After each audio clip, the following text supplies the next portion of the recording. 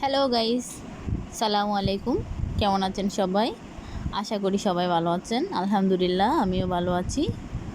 তো গাইস, আজকে একদম একটা নতুন ব্লগ নিয়ে চলে এলাম। এই ব্লগটা হবে একদম অন্যরকম, একটা আলাদা ব্লগ।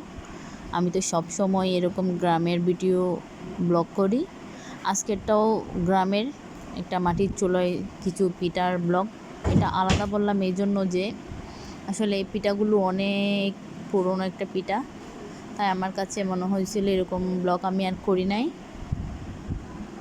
গ্রামের সাধারণত মাটির চুলার রান্না কিন্তু অসাধারণ, তার মধ্যে পিঠা হলে তো একদম কলকাতার বাসায় জমে ক্ষীর হয়ে যায়।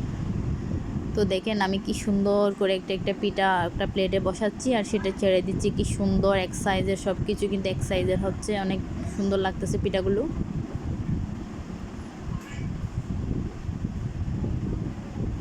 আসলে আমার চুলার অবস্থাও দেখেন কি একটা বেহাল অবস্থা হয়ে গেছে। এই কুরবানের পর থেকে চুলার উপর কিন্তু অনেক দখল, চুলাটার উপর কিন্তু অনেক দখল গেছে, কারণ কোরবানির পর থেকে সবই রান্না এই চুলার উপর হচ্ছে। পিঠা থেকে শুরু করে পরাটা হতে শুরু করে সব কিছুই, গোস্ত সব কিছুই কিন্তু এই চুলাতে রান্না করা হয়েছে। দেখেন কি অবস্থা হয়ে গেছে তেল পড়ে। তো যাই হোক, তারপরও আমি বলবো চুলার রান্নাটা কিন্তু অসাধারণ। দেখেন আমি একটা একটা করে পিঠাগুলো বানাচ্ছি।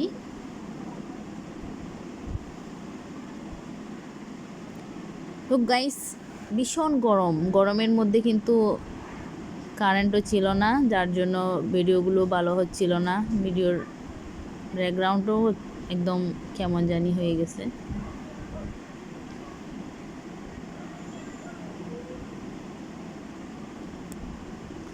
যে আমি আরেকটা দিলাম। আসলে এমন না যে এগুলো কেউ জানে না বা বানাতে জানে না বা চেনে না, তেমন না। আমার ভালো লাগে, আমার যখন বাড়িতে কিছু করা হয় তখন আপনাদের মাঝে শেয়ার করতে আমার প্রচণ্ড ভালো লাগে, তাই শেয়ার করলাম।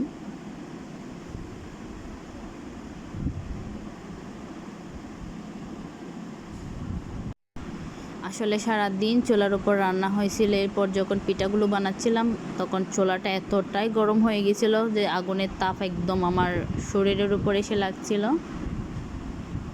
আসলে এমনিতেও গরম বেশি পড়তেছে পুরো বাংলাদেশে, এতটাই গরম পড়তেছে কিছুই বলার নাই।